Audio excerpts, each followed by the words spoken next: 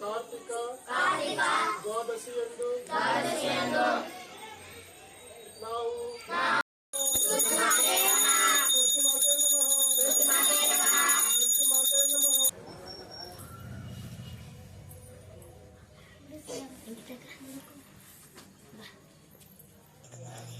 ಹುಡುಗರಿಗೆ 5 ಮಂದಿ ಕೊಡ್ರಿ.